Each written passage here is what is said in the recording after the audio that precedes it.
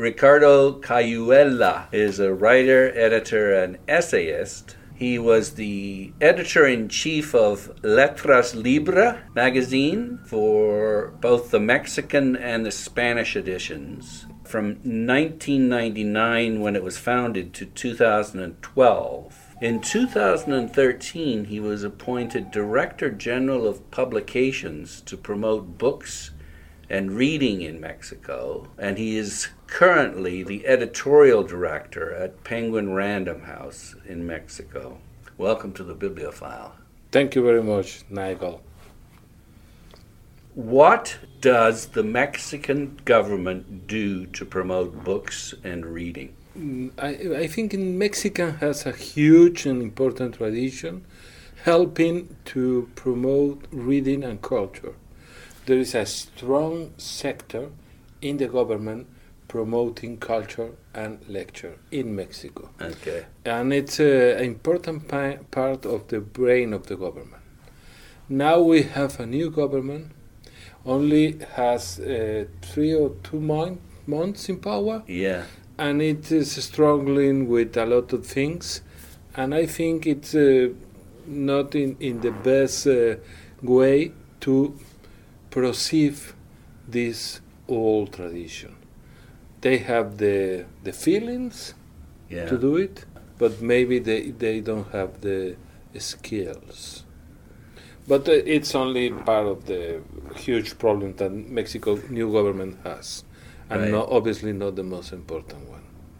For us, it's the most important. Sure. What specifically did you do when you were in charge of promoting books and reading? A lot of things. The first one was to know exactly the reading rate we have in Mexico, because there is not enough data.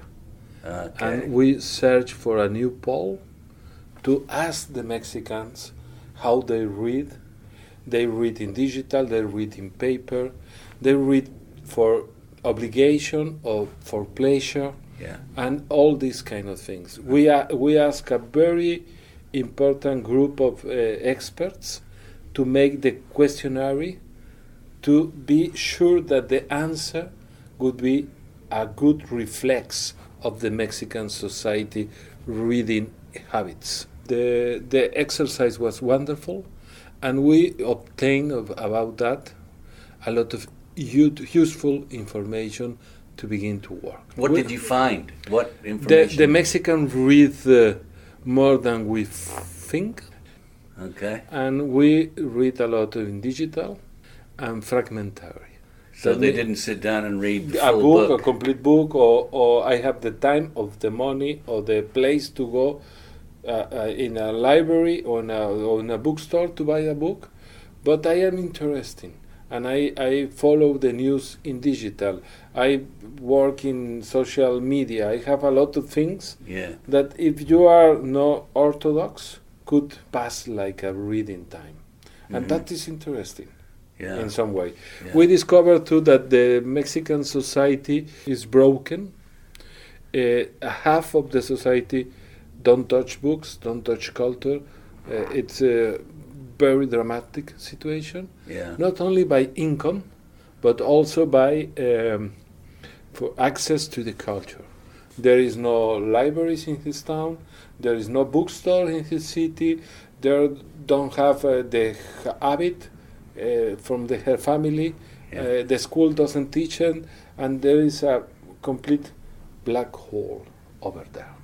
Okay. The other half is broken in different sectors.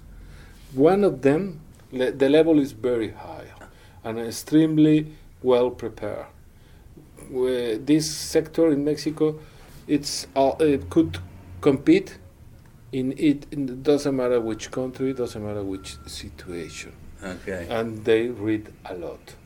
The vast majority of this sector is in the Mexico City.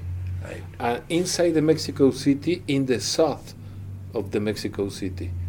If you make this pool only in this area of the Mexico City, we discover we are Scandinavia or something like that. But the rest of the country is extremely different. And so rich, this kind of gets things. rich. Not only, No. or no exclusively. The income has a lot to be, Yes. but the very rich people in Mexico are not cultural at all.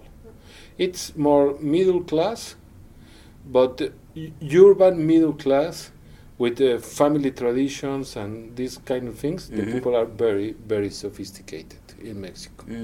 But the poor doesn't have the access, and the rich doesn't have the interest. What did you do, though? You did your survey. Yes. You got a good idea of reading habits. What specific programs did you put in place to do what? A lot of them. One in particular I can express is we open voluntary service to bring books and knowledge all around the country. The name of this program is Salas de Lectura, reading rooms, and it's for one volunteer say, yes, I want to receive a kit of very good books. Right. 100 in the first delivery. And what do you mean by very good books? Like well-written, classic novels? Classics for all ages or interesting, selected by a very good group of experts. And this volunteer has mandatory to take a special program to be able to share these books like a library program. And the books are in his home, his house, his office, his car, a public part, whatever they want to show, and they have to open one day a week at least to share the books, to make reading clubs. We finished the administration with 5,000 volunteers working with books all around the country. And each one of them got this 100 books? Yeah, in the first 6 months. And then if they finish some protocols and send some evidence, they receive more books each 6 months. Evidence to show what? That they had lent those books out? And they're working and with an iPad to say, yeah, we are working this is ta. You are able with a official credential? How do you say? Like an ID, no? Like official ID. Okay. To show you are working, you have evidence, you are able to receive more and more books.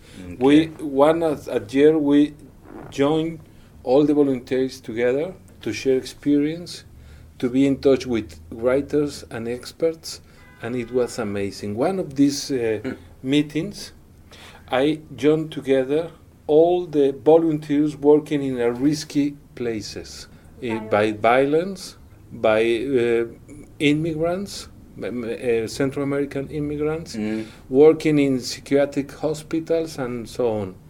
And I remember perfectly the meeting in Montreal because it was extremely beautiful. I think it's 600 volunteers. And they are waiting a speech of me to say what we will work. And I say, the speech in this meeting is yours.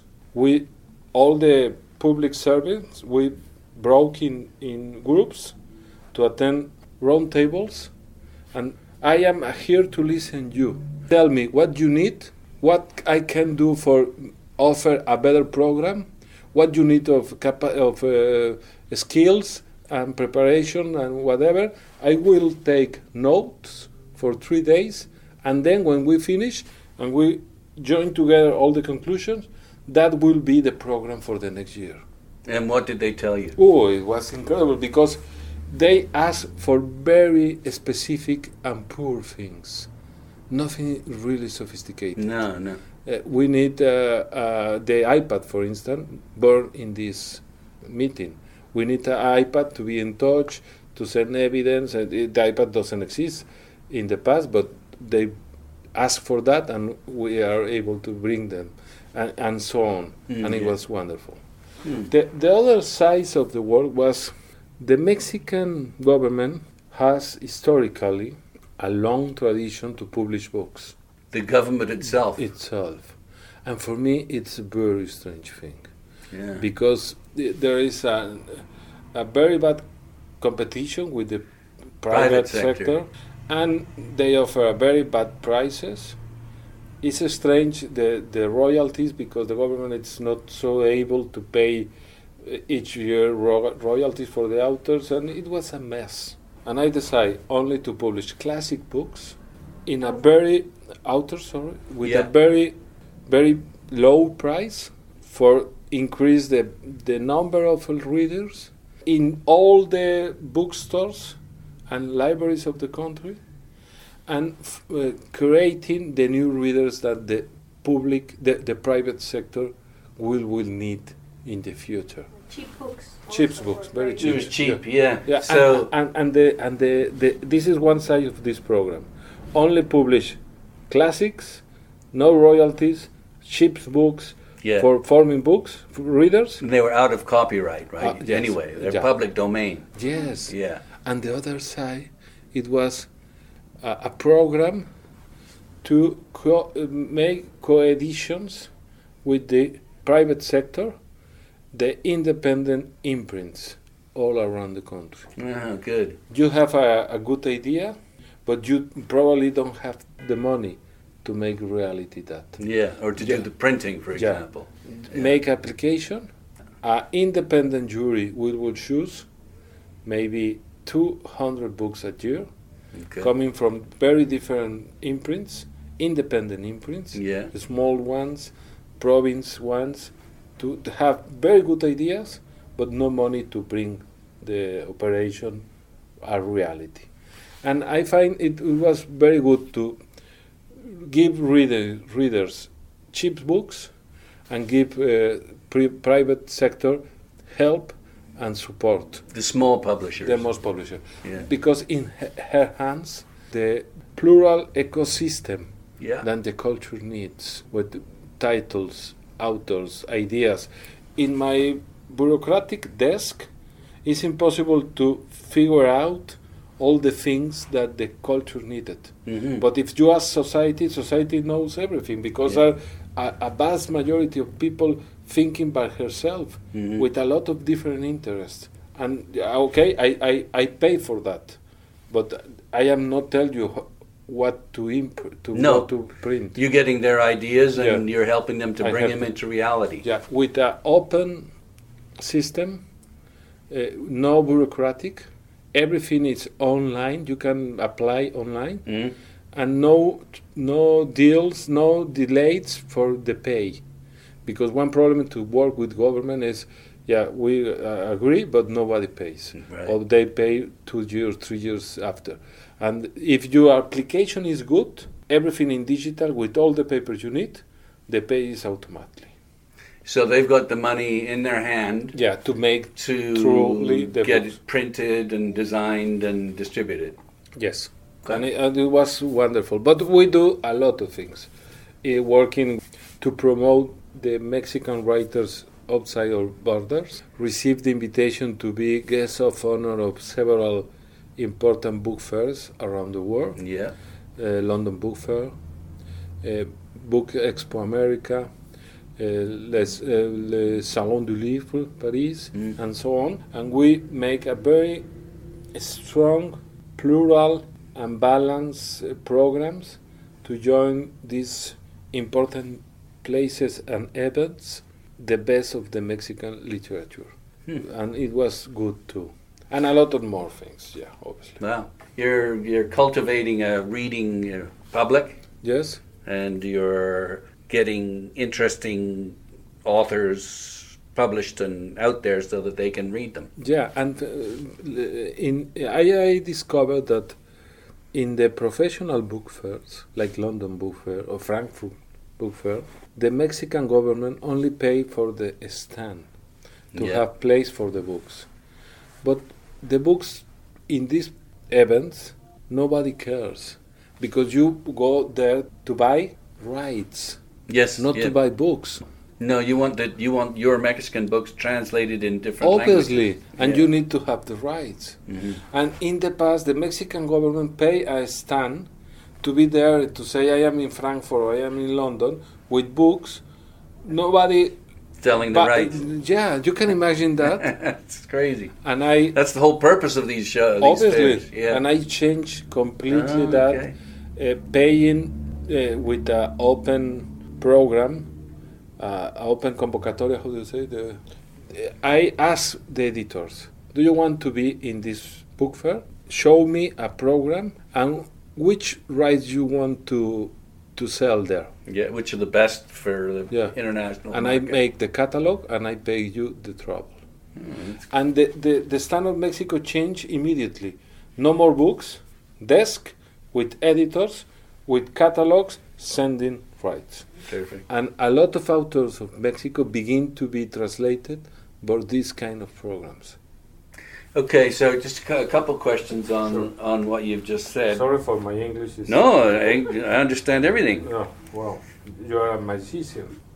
First of all, when you talked about those 100 books, that put me in the mind of Clifton Fadiman's lifetime reading plan. I don't know if you've ever heard of that. No. It was written in the 50s. Yeah. I interviewed his daughter not that long ago.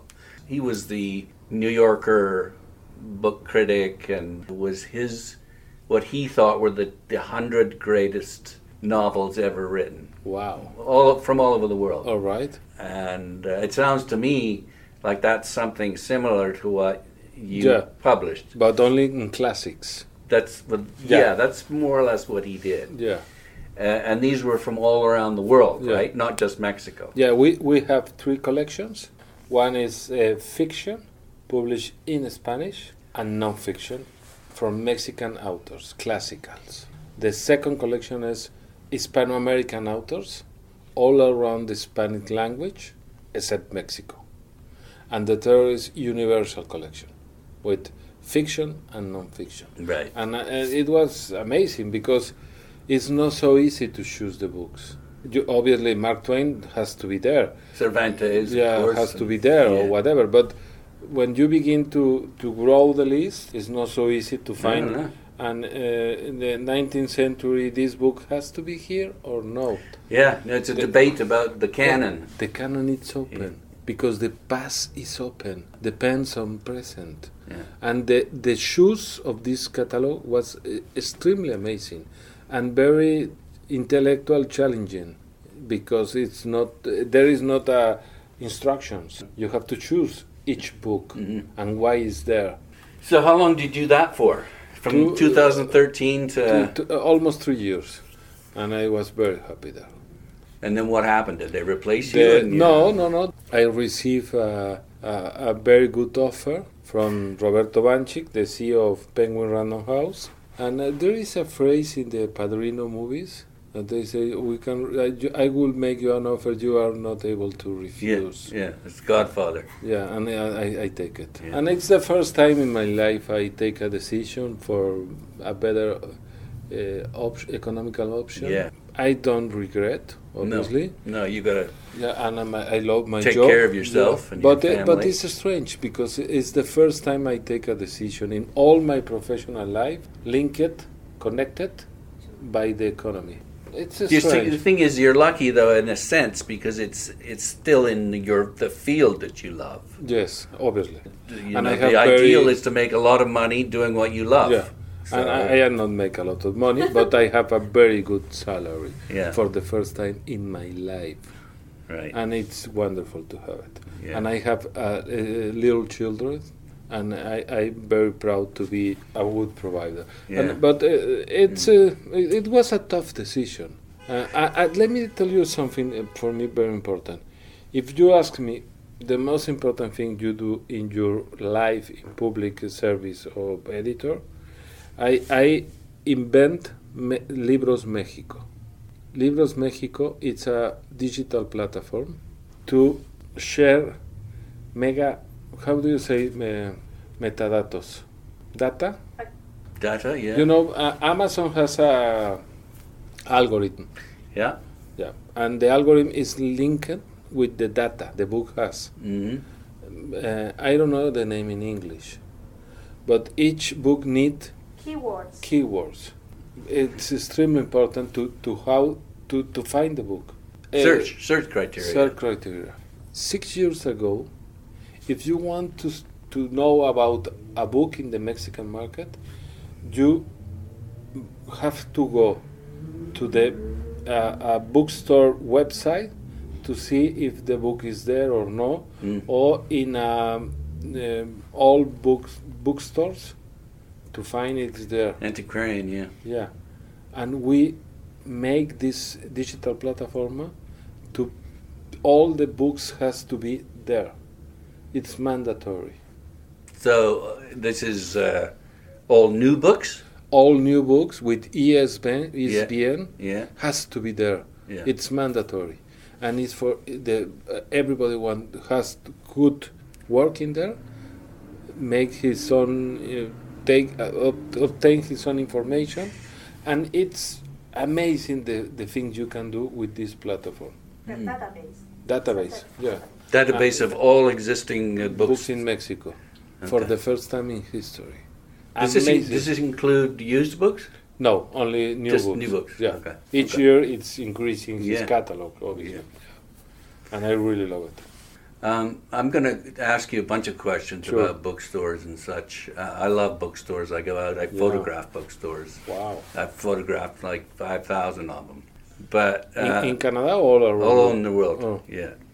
I wonder what the bookstores are like in Mexico. Sure. You mentioned that quite a few different communities didn't even have a bookstore. Is that Yes, right? it's very, very sad situation Yeah. because the rate of bookstore for 100 citizens is very low, Yeah. but in the Mexico City is very high. And we have one of the most beautiful bookstore on earth. It is an old cinema. That's strange because I was just in the El Ateneo in Buenos Aires. in Buenos Aires. It's an old theater. Yeah, it's the same idea. It was this old is cinema. old cinema, Yeah. and it's amazing place. It was made by Teodoro González de León, architect, and you see the seals and the wood. I think it's one of the most beautiful. What's it called? Rosario Castellanos. It's the name of a very well novelist, a woman novelist in Mexico, Okay. and it's beautiful. But It's for just new books? Or? new books, New books. and it's a coffee.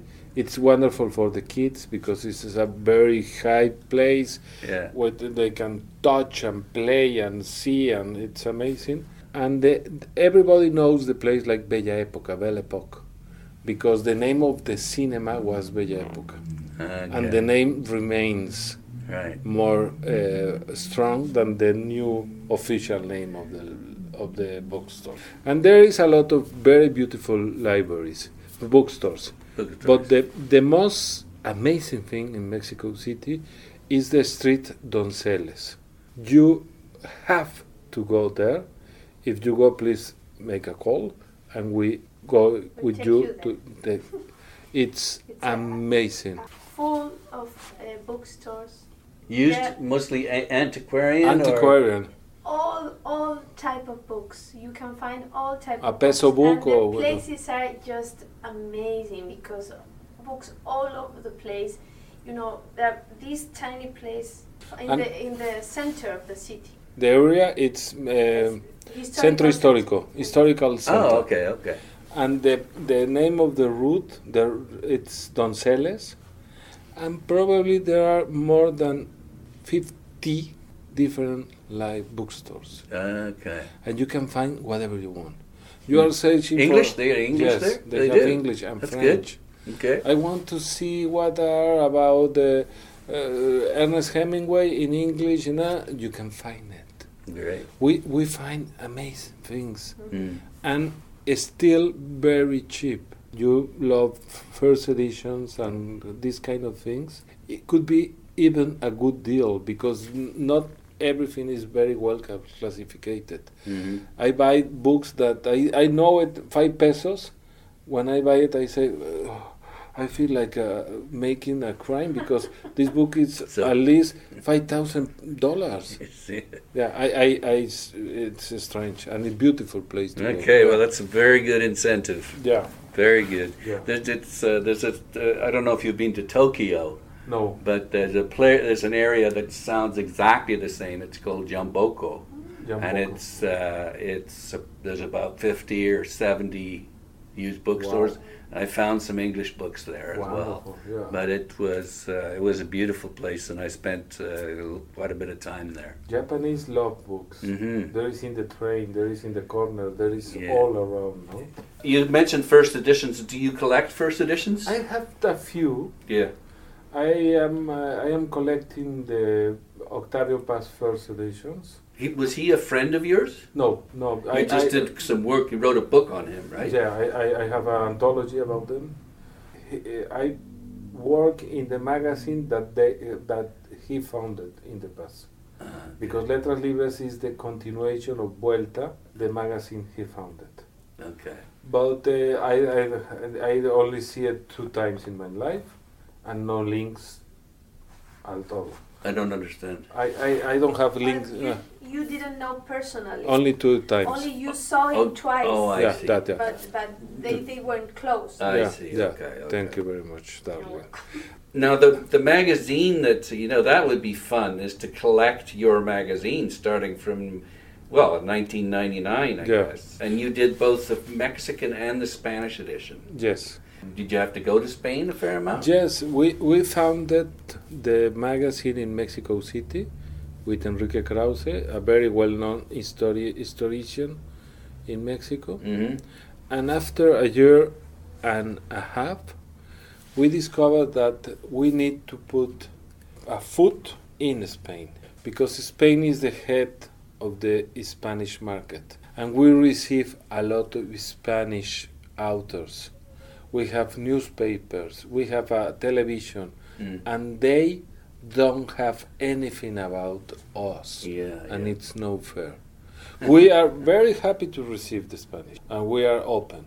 Your Mexican authors, before they make it big, they have to make it in Spain. That's true, and it's a sad question. It's yeah. a normal, but that's sad. Yeah. And that is the reason we put Letras Libres there. To say these authors you never heard before are extremely important. Name a few of them. José Emilio Pacheco, Sergio Pitol, Gabriel Said, Carlos Monsiváis, Ida Vitale, not only Mexican, but all Latin America.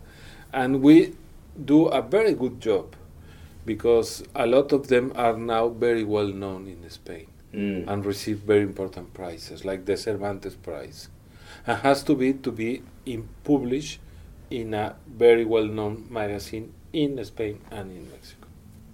And I love the experience. I lived 5 years in Madrid.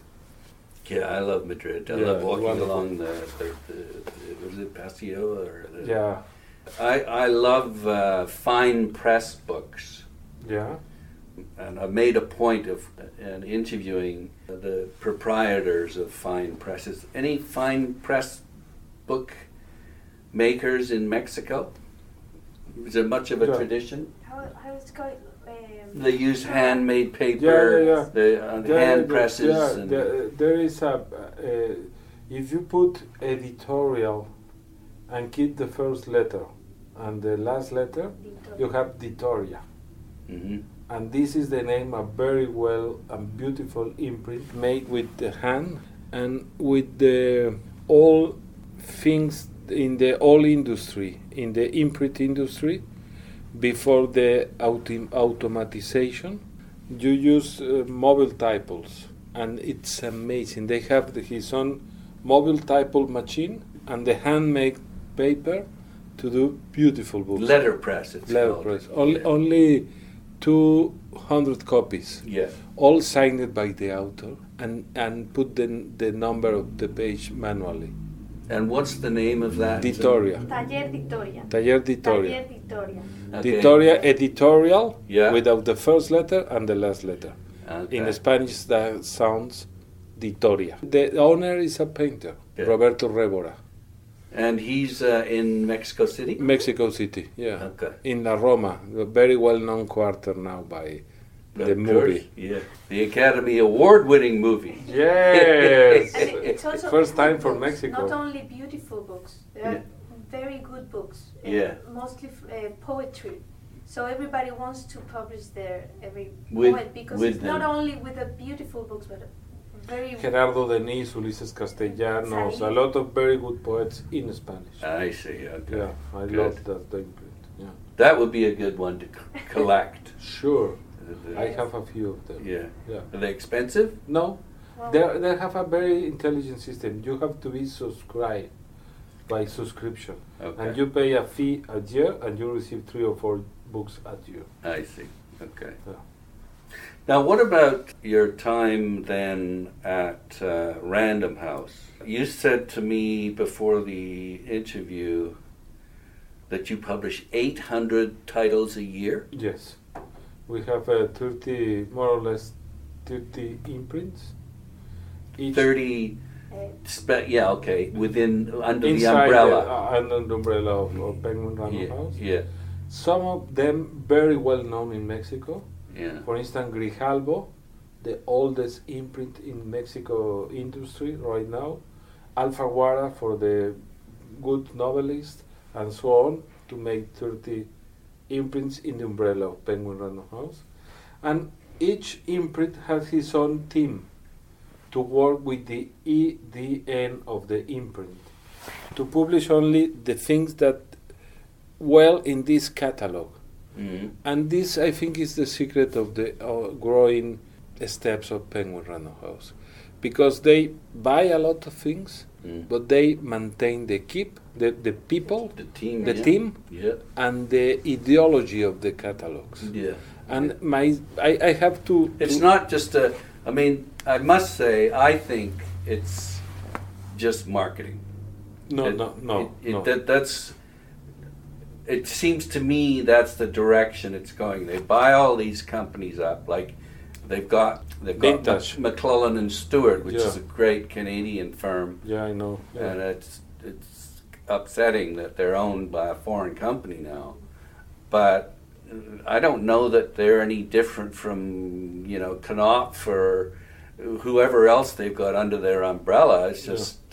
But you're saying in Mexico there's a very distinct. Yeah, in the Spanish market, it's order.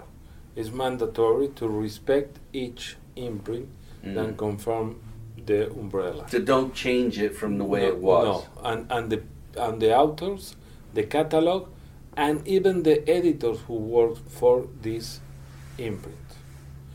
But on the other hand, it's true that the company, his secret purpose is to be bigger.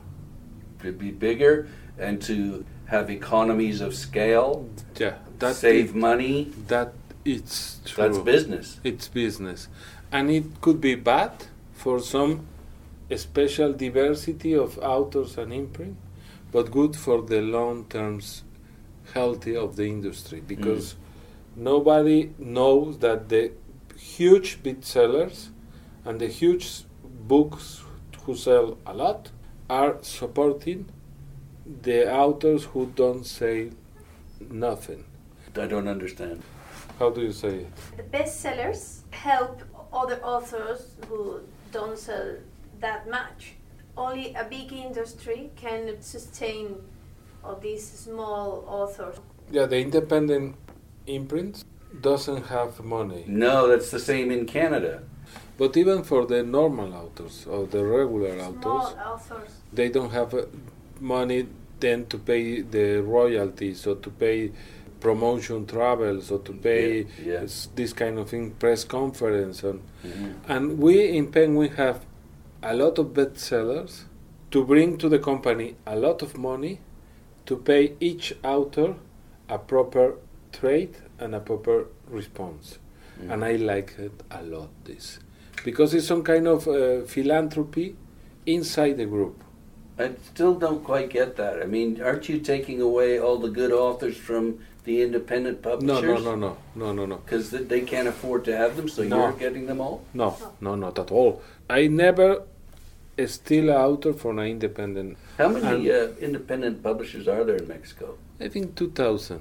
Okay. It's not too much. And It how is much of the market does Penguin Random House own? 23%. And I guess some of the other bigger ones are It's in there Planeta. It's Planeta, yeah. 20 or a few less.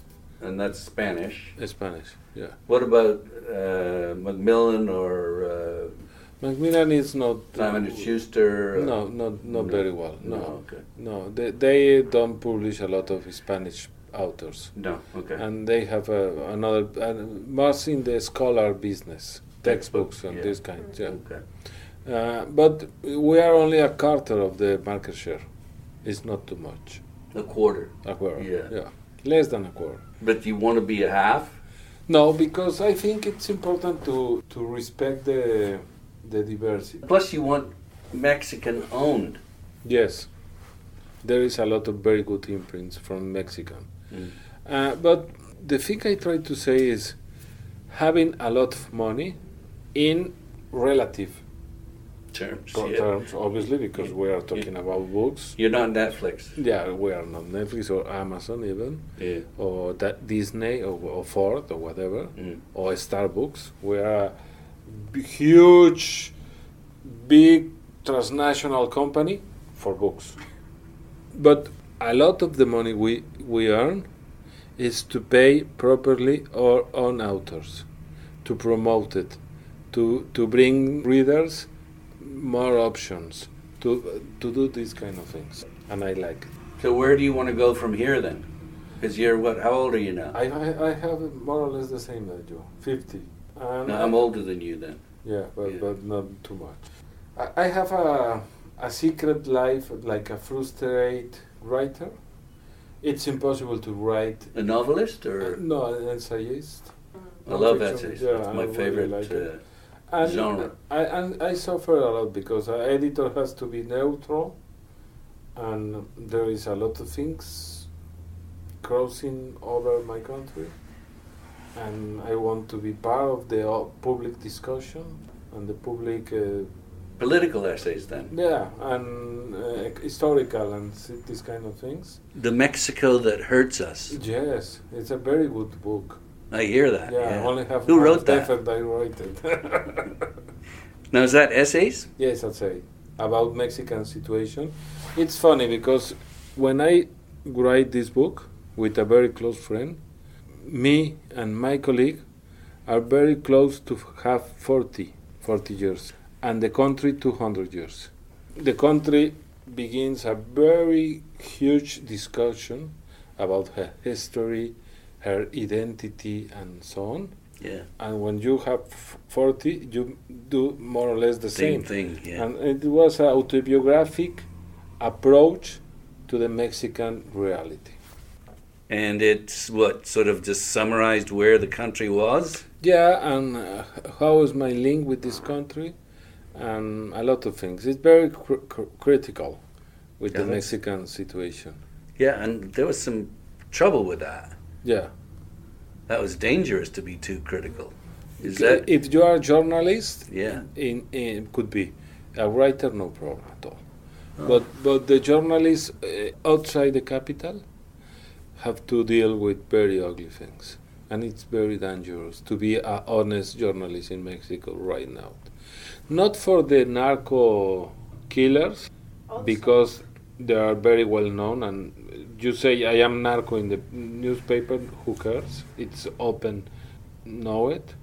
But when you denounce a government low-profile servants who are linked with narco, Yeah, okay. because they are dangerous if you say that in the newspaper, and they are extremely dangerous to be journalists right now in Mexico, and it's a nightmare, and it's a very sad situation.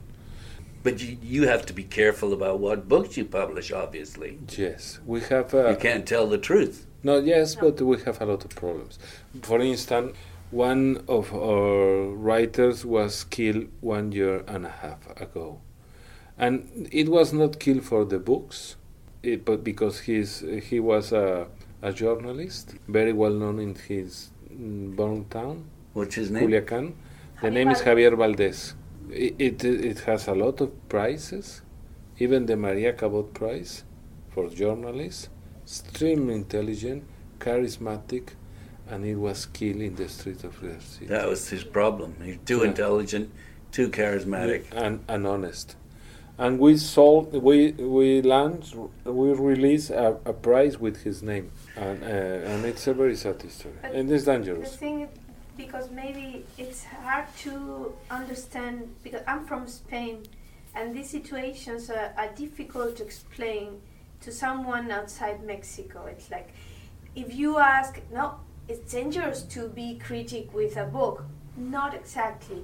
If you publish a book, doesn't matter. Against the government, it doesn't matter. So even if it's something, very well accepted, like a journal investigation, it doesn't matter. The problem is small journalists in a small town, because narco dealers are connected with politicians in that and police small officers level, and police. Yeah. That is the problem. So most of the time, journalists are killed because specific things. You wrote specifically this thing I told you not to write, because they're in touch all the time. They're a small town. Yeah. So even Javier Valdes, it was very specific situation. They published an interview to a narco dealer, and then the other side of the narco dealer, because they are fighting all the time. Gangs, yeah.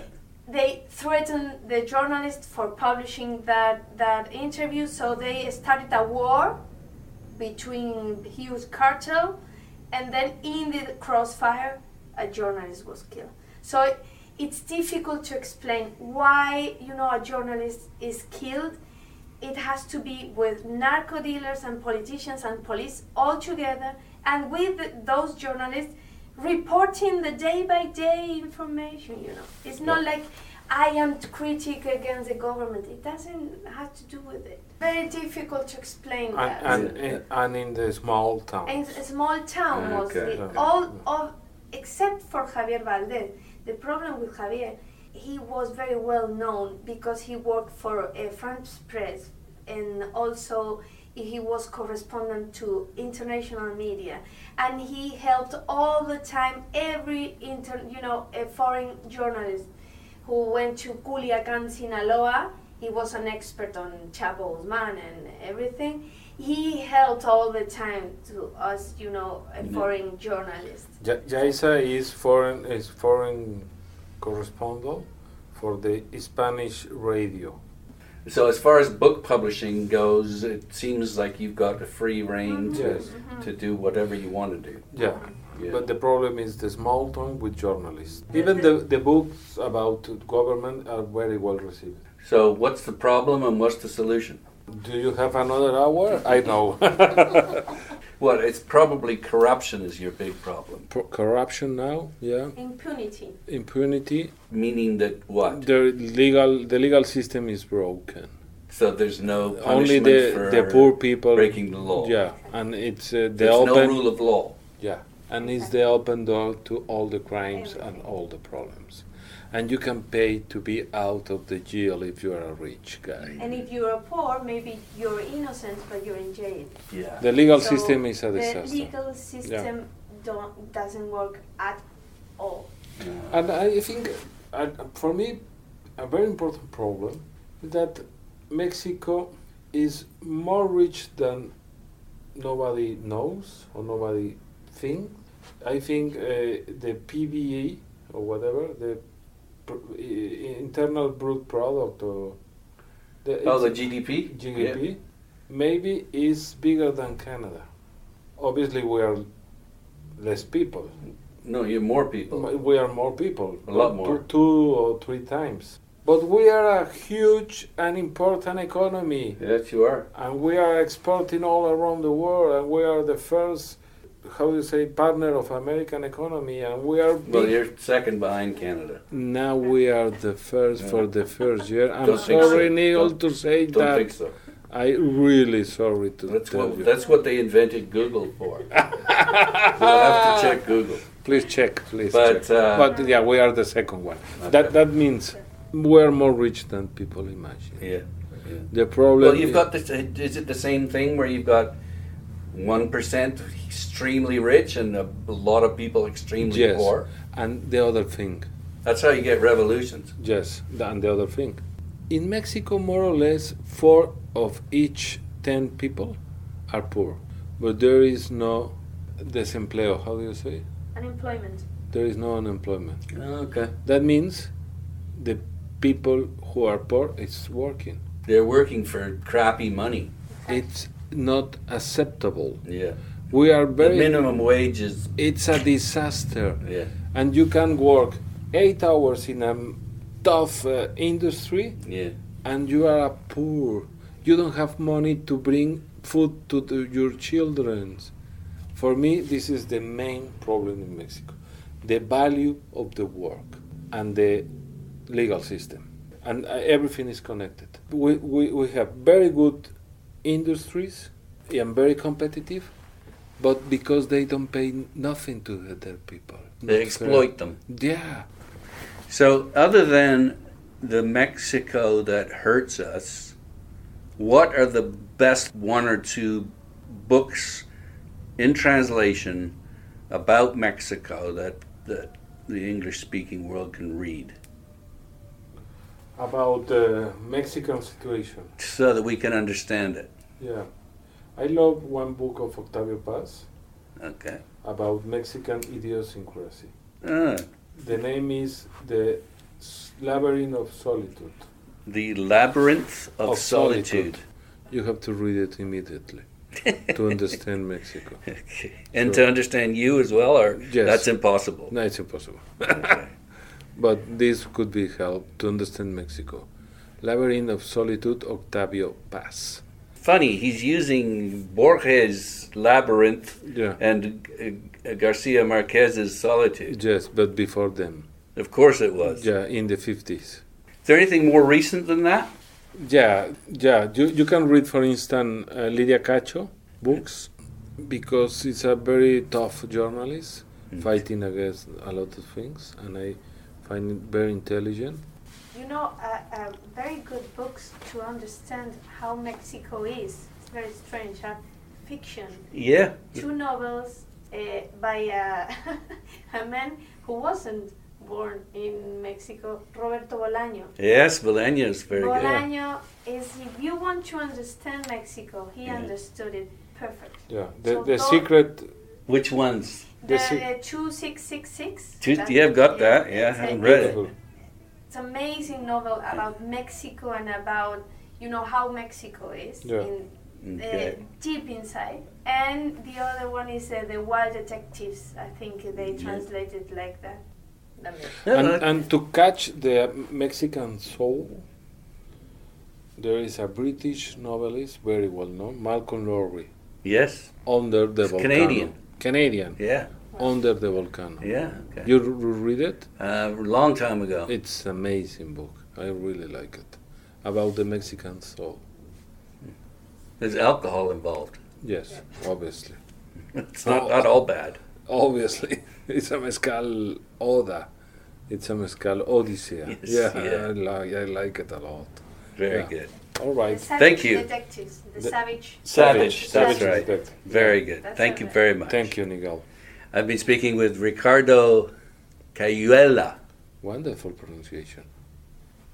who is a writer, editor, essayist, and the editorial director of Penguin Random House Mexico. Thanks again. Thank you very much, Nigel.